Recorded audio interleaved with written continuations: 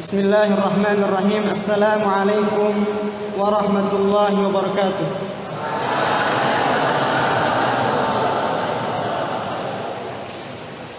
Innal hamdalillah nahmaduhu wa nasta'inuhu wa nastaghfiruh wa na'udzu billahi min shururi anfusina wa min sayyiati a'malina.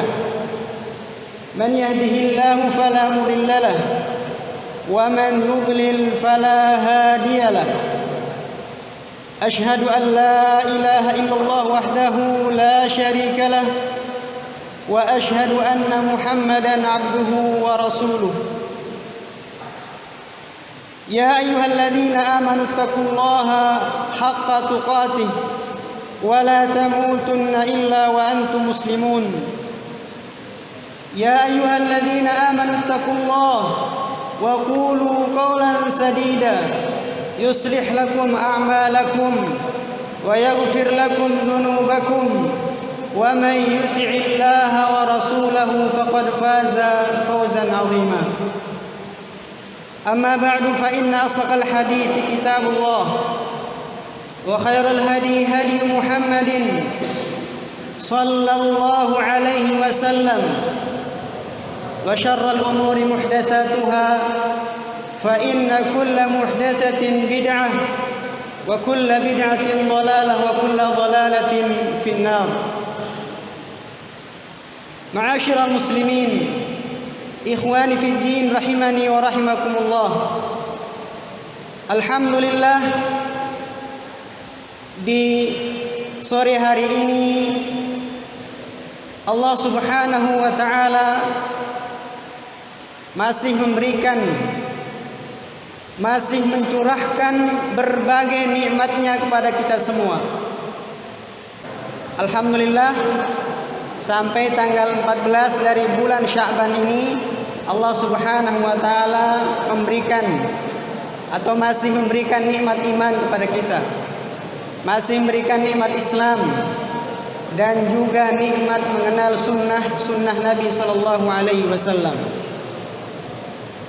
Dan tidak hanya itu, Allah juga masih memberikan nikmat sehat kepada kita semua, yang mana akhir-akhir ini sehat adalah nikmat yang sangat-sangat dicari oleh manusia di seluruh dunia ini. Tidak hanya kita di pesantren. Di tengah wabah ini, semua kita mengharapkan nikmat sehat. Karena itu, supaya nikmat ini senantiasa Allah berikan kepada kita, tidak ada jalan lain kecuali mensyukuri nikmat-nikmat tersebut.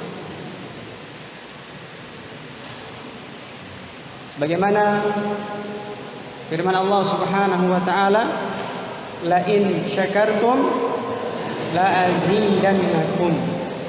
Kalau kalian mensyukuri nikmatku, maka aku akan tambahkan bagi kalian. Wala in kafartum inna azabi lasyadid. Tapi kalau kalian menggunakan nikmat tersebut untuk bermaksiat kepadaku, kata Allah Subhanahu wa taala, azabku sangat pedih. Semoga kita semua yang hadir di majelis ini termasuk orang-orang yang pandai mensyukuri nikmat-nikmat Allah Subhanahu wa taala. Semoga salawat dan salam senantiasa tercurahkan kepada baginda Rasulullah sallallahu alaihi wasallam, pada keluarga beliau, pada sahabat-sahabat beliau, dan juga kepada pengikut-pengikut beliau yang setia untuk meniti sunnah beliau hingga kelak nanti. Ikhwani fid din rahimani wa rahimakumullah. Di pertemuan beberapa waktu yang lalu, kita telah membahas beberapa pesan, beberapa nasihat yang disampaikan oleh Ibnu Jamaah Al-Kinani rahimahullahu taala. Dan insyaallah taala pada kesempatan kali ini kita juga akan membahas nasihat-nasihat beliau kepada para penuntut ilmu, kepada para santri seperti antum semua saat ini. Tetapi sebelum kita lanjut, siapa di antara antum yang masih ingat apa yang kita bahas pada pertemuan sebelumnya? Ada lumayan hadiahnya nih.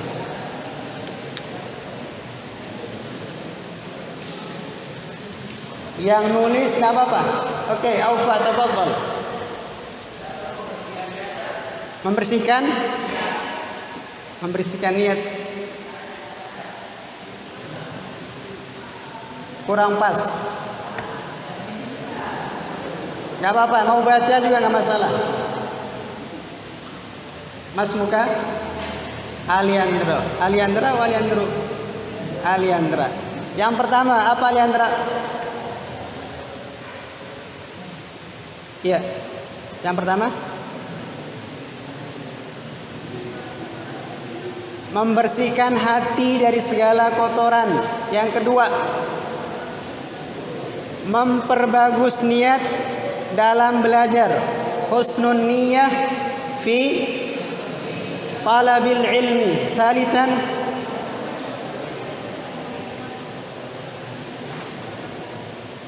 membagi waktunya.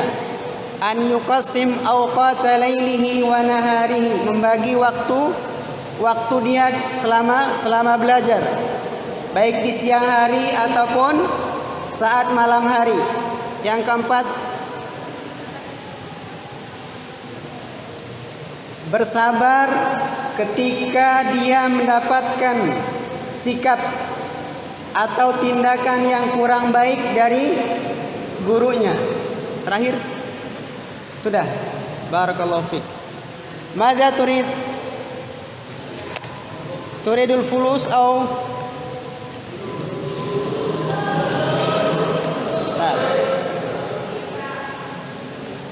ikhtar ma tasha.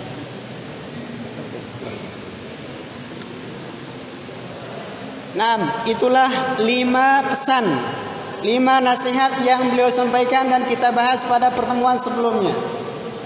Ada yang mau ulang lagi?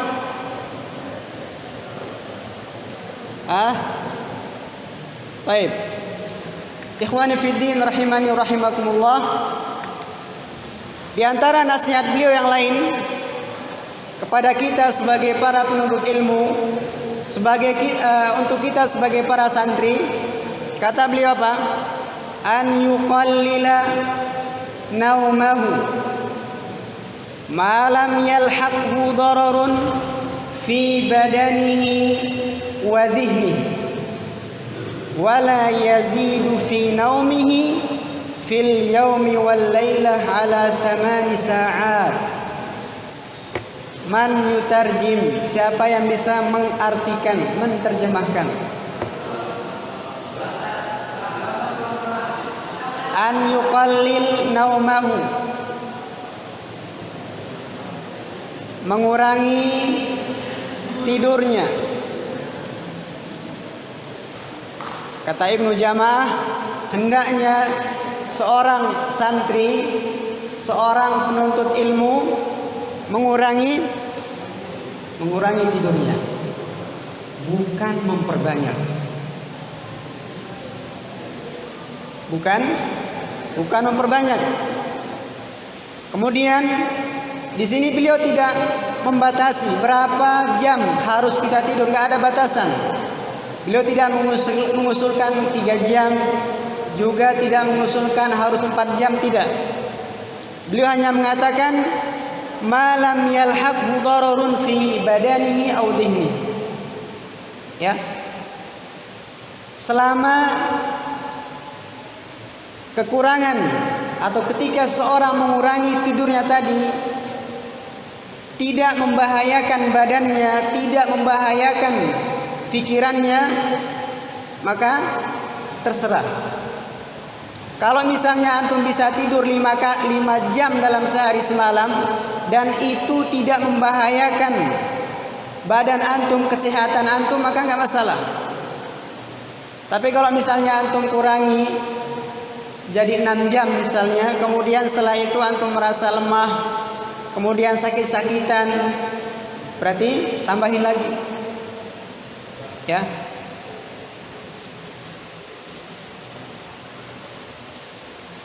Wala yazidu fi naumihi, kata beliau tidak, perhatikan, tidurnya santri, tidurnya penuntut ilmu tidak boleh lebih dari 8 jam. Alhamdulillah antum sekarang sudah menjalankannya. Kalau antum tidur jam 10, bangun jam 4, berapa jam itu? 6 jam. Alhamdulillah. Semoga kebiasaan ini bisa antum lanjutkan nanti ketika antum sudah balik ke rumah. Jangan sampai di sini tidur 6 jam, sampai rumah 24 jam. Dari malam sampai malam. Ya. Mentang-mentang nggak ada yang bangunin, nggak ada yang ngurusin, jangan. Baik. Ikhwani fiddin rahimani rahimakumullah. Nasihat ini merupakan nasihat yang sangat berharga bagi para santri yang benar-benar jujur untuk mendapatkan ilmu.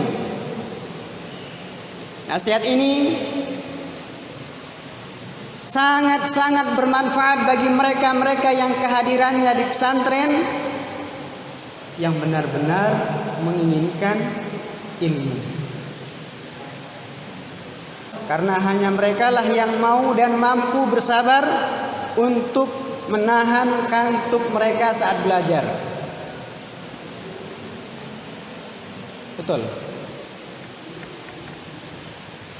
Karena hanya mereka lah yang tetap bertahan ketika serangan kantuk datang bertubi-tubi menyerang mereka di saat halaqah pagi.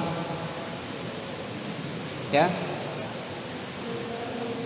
Masih ada yang suka tidur kalau halaqah? Nah, semua pada senyum berarti Masya Allah.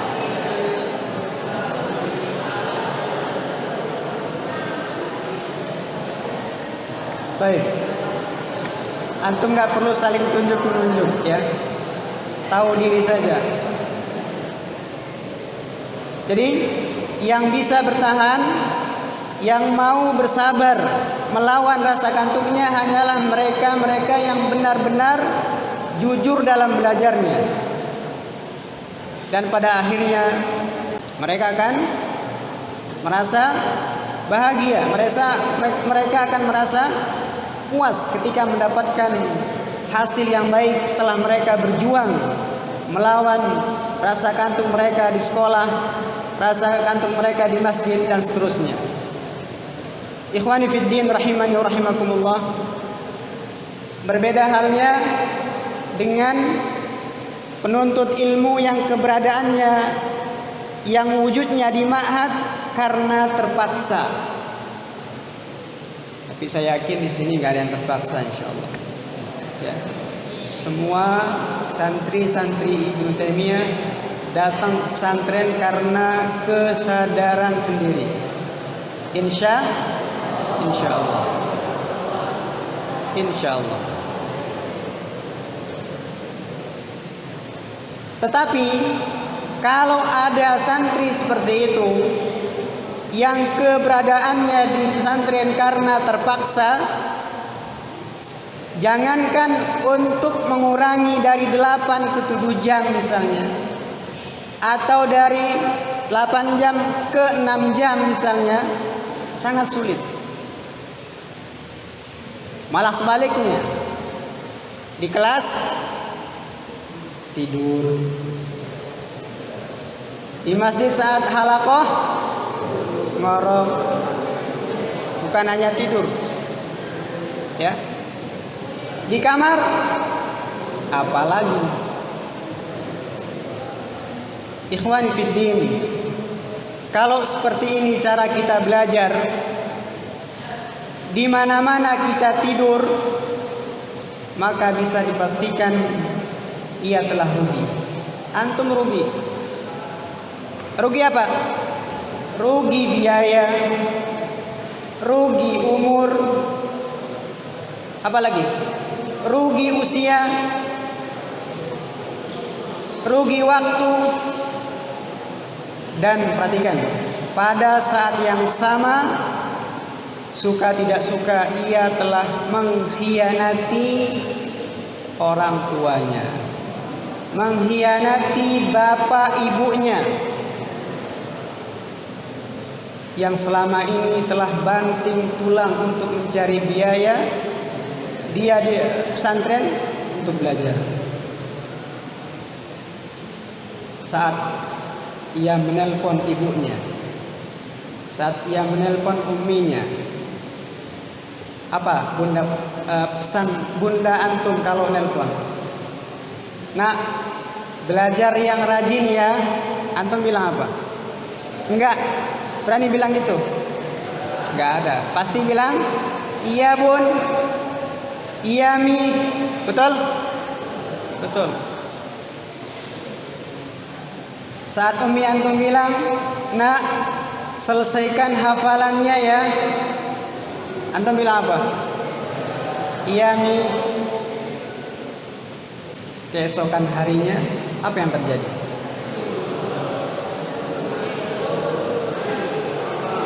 Saat belajar, datang ke kelas males-malesan. Sudah malas sampai kelas tidur. Saat halakoh pagi, tidur. Ikhwan fiddin rahimani rahimakumullah. Bukankah anak yang seperti ini telah berdusta kepada kedua orang tuanya? Di saat dia menelpon, dia mengatakan, iya mi, saya akan belajar dengan rajin, saya akan hafal Al-Quran dengan rajin, saya akan berusaha menyelesaikan hafalan saya. Tapi saat belajar tidur, saat halaqah tidur.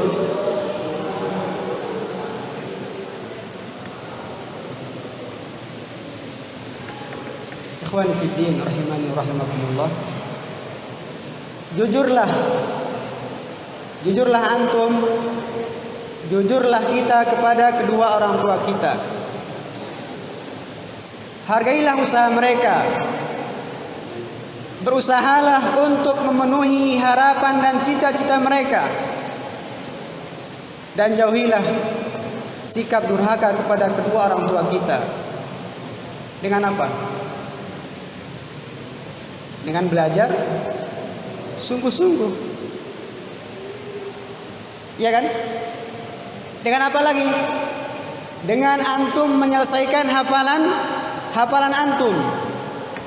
Dengan antum menjadi anak-anak yang saleh.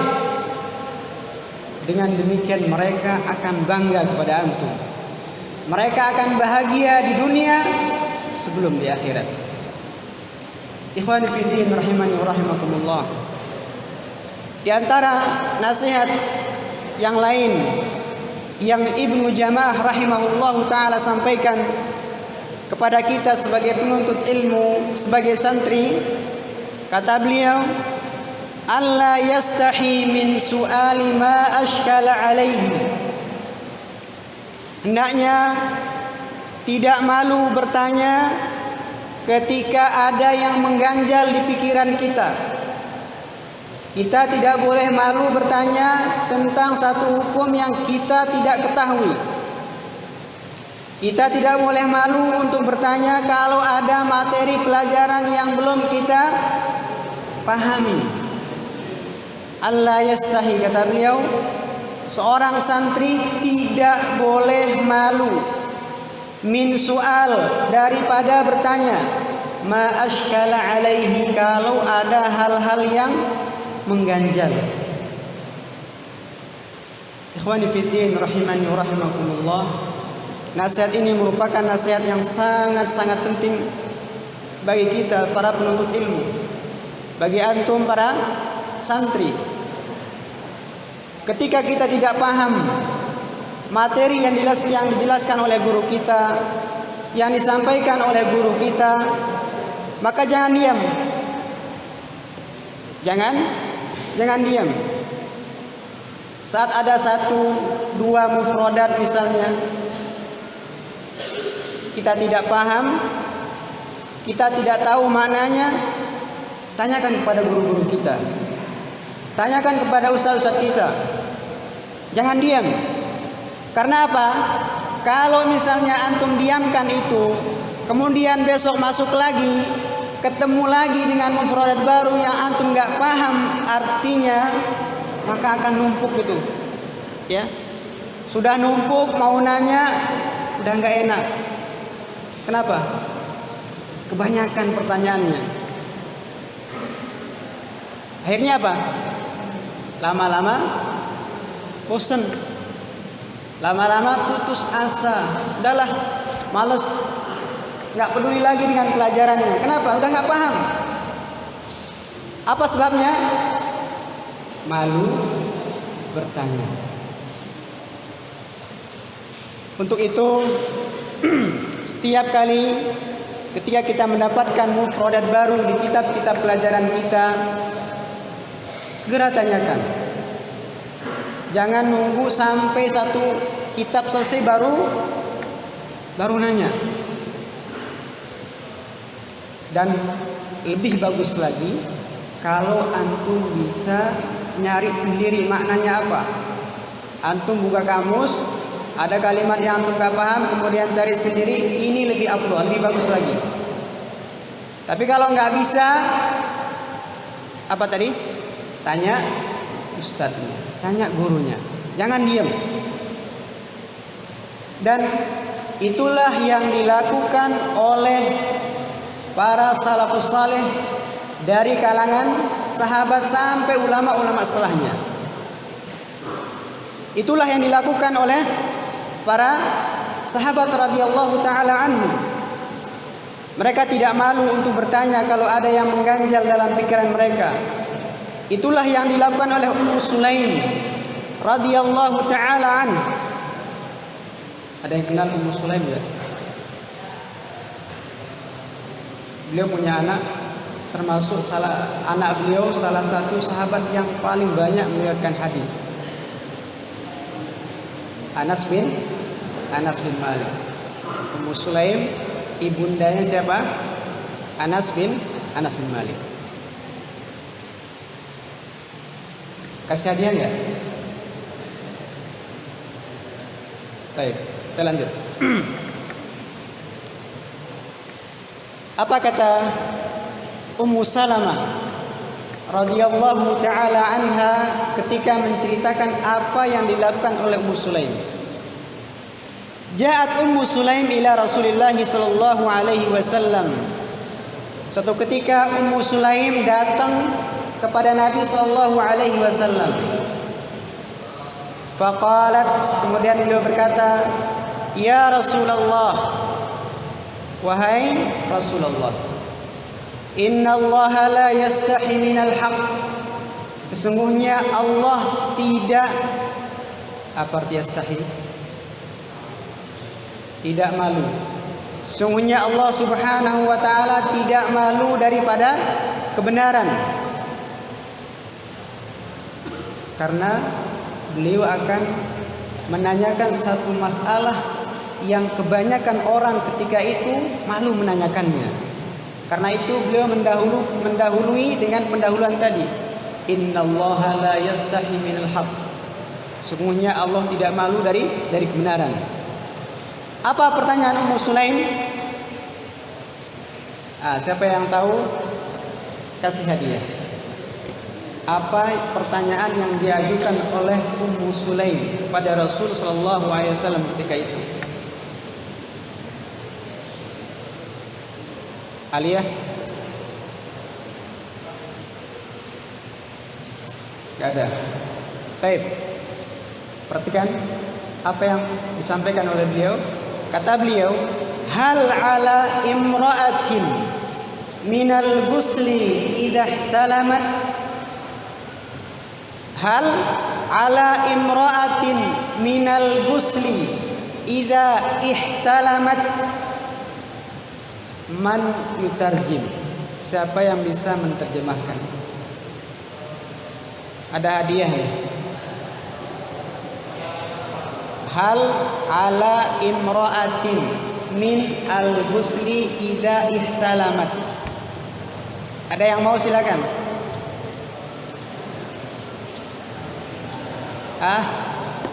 Khidmah nanti dulu. Kelas 11 boleh, kelas 12 ta'al ya.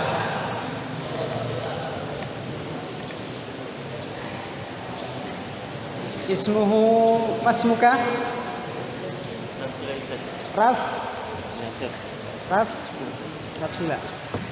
Fadal. Apa? Hal alam ra'atin. Apakah seorang perempuan? Apakah seorang perempuan minal ghusli? Dia apa tadi? Minal ghusli idza talamat. Apakah seorang perempuan mandi apabila dia mimpi basah? Barakallahu fiik. Barakallahu fiik. Syukran Ustaz.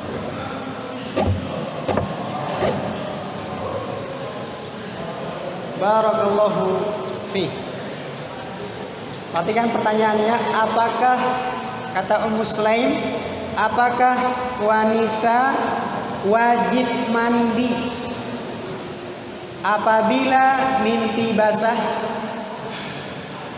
Apakah wanita wajib mandi kalau dia mimpi basah? Faqal. Perhatikan. Yang di belakang, kira-kira apa jawaban Nabi? Baik, perhatikan. Faqal, kemudian Nabi SAW menjawab, "Na'am." Iya. Wanita wajib mandi kalau dia mimpi basah. Kapan? Idza ra'at al-ma, kalau dia melihat air. Rawahu al-Bukhari. Maka ikhwani fiddin rahimani wa rahimakumullah, pertanyaan tadi tidak semua orang berani menanyakannya kepada Nabi sallallahu alaihi wasallam. Tapi apa? Ummu Sulaim memberanikan diri karena itu kebutuhan.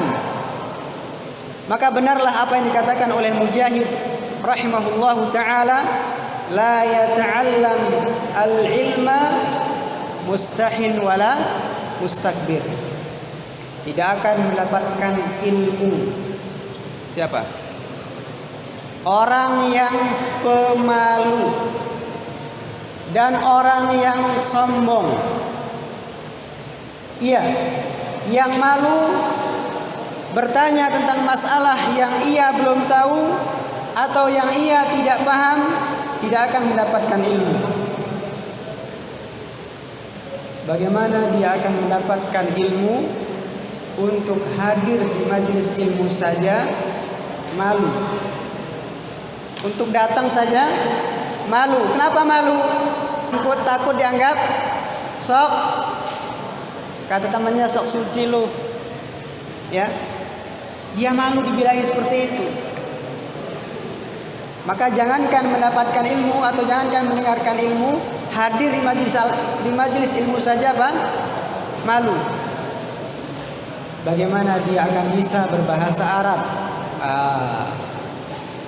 Bagaimana mungkin dia bisa berbahasa Arab kalau berbicara dengan bahasa Arab selalu malu?